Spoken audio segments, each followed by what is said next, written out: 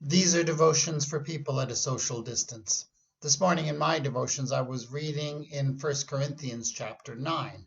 Now, in this passage, the Apostle Paul, he is defending against many obvious accusations to the contrary, defending the simple fact that he is an apostle. Lots of people don't think he is. And one of the arguments is, well, he doesn't take payment for it. And so he is arguing that he has every right to be paid for the good work that he does in the churches. And I just kind of found it interesting to think of the examples that he gives. So he says this, starting at verse 7, who at any time pays the expenses for doing military service? A soldier is to be paid. Who plants a vineyard and does not eat any of its fruit? Or who tends a flock and does not get any of its milk? Do I say this on human authority? Does not the law also say the same?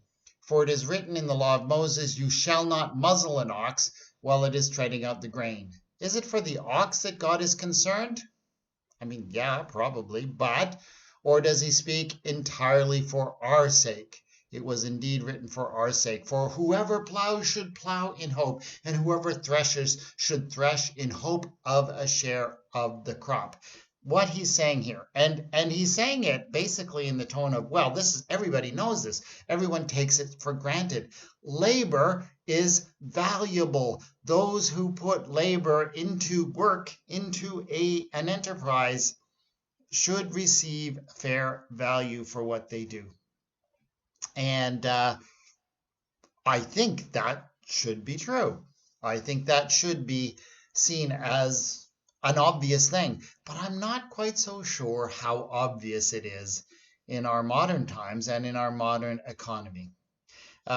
We have seen all kinds of talk, all kinds of articles written about what in recent days, the value of the stock market, and all kinds of crazy things going on in the stock market, and how a bunch of traders, day traders on Reddit, a social media place, decided to pump up a certain stock way beyond what is a reasonable value for it, not because, yes, they thought that the company was being devalued by some other traders, but mostly what they were trying to do is they were pumping it up for this huge profit, and in order to get some money out of other people who were betting against it. And huge amounts of money has changed hands, at least on paper, in this wild stock market run in the last couple of weeks.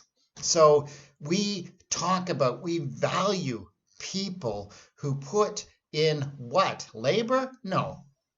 Who have capital and are able to use that capital, or at least able to gather large numbers of people to manipulate stock markets in a way that really has little to no relation to the value of a company. It's become a kind of casino. It's become all about how to play the game. And that's where all of the interest and all of the excitement in our economy seems to be, at least at the moment. And what's happening to the value of labor? Well, we have seen all kinds of pressure being put in order to make sure that people who actually work for a living don't get paid very much. And we try and keep minimum wages down. We try and make sure that people who actually work and put in labor aren't overly compensated for what they do. So we give wild rewards to those who play around with stock markets, and we give as little as possible to those who actually do the work. Should be taken for granted. Paul could take it for granted as he wrote to the Corinthians, and we seem to have forgotten a simple principle. And I was just reminded about that today as I read in 1 Corinthians chapter 9. Lord our God, it seems that in our economy we have lost sight of what actually has value and what really matters. God, straighten us out, I pray. Amen.